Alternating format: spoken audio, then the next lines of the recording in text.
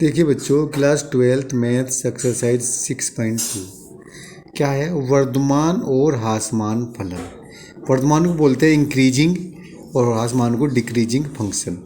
वर्धमान का मतलब है बढ़ना, लगातार बढ़ना। वास्तविक मान फलन एपेक्स खुले अंतराल ए बी में वर्धमान कहलाता है यदि सभी x1 x2 belongs to A B के लिए यदि x1 की वैल्यू x2 से छोटी है तो f(x1) की भी f(x2) के छोटी या बराबर होनी चाहिए तो फलन वर्धमान हो।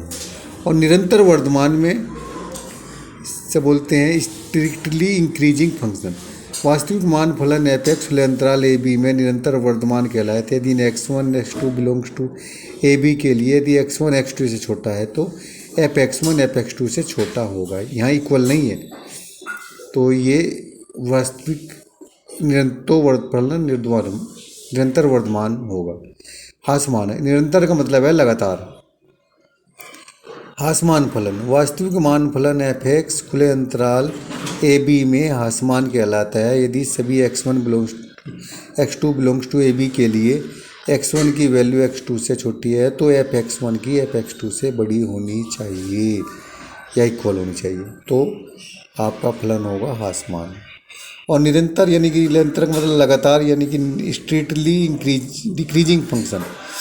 वास्तविक मान फलन f(x) खुले अंतराल ए बी में निरंतर ह्रासमान कहलाता है यदि सभी x1 x2 belongs to A B के लिए यदि x1 की वैल्यू x2 से छोटी है लेस देन है तो f(x1) की f(x2) से बड़ी होनी चाहिए। यहाँ छोटा है तो यहाँ बड़ा निशान होना चाहिए तो फलन कहलाएगा निरंतर ह्रासमान।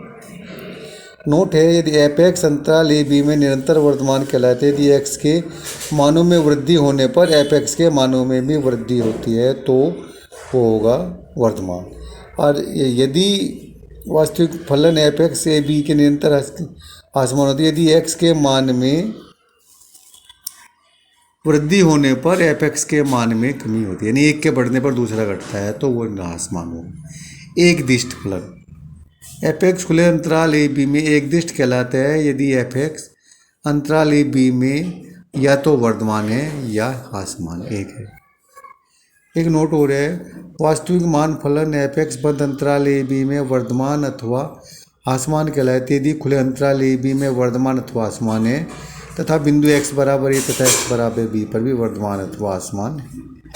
कुछ इंपॉर्टेंट फार्मूले हैं, यदि प्रत्येक x belongs to A B के लिए f(x) की वैल्यू 0 या 0 से बड़ी है तो f(x) अंतराल ए बी पर वर्धमान है। यदि f(x) की वैल्यू 0 से बड़ी है खाली तो वहाँ ए बी में निरंतर वर्धमान है।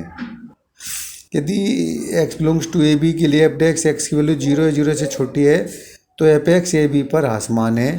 यदि x belongs to A B के लिए f(x) 0 से छोटा है तो ए बी पर निरंतर ह्रासमान है। यदि प्रत्येक x belongs to A B के लिए f(x) 0 यानी 0 से बड़ा या छोटा नहीं है तो ए बी पर एक अचर फलन होगा, ना वर्धमान होगा ना ये केवल एक अचर फलन होगा। Thank you.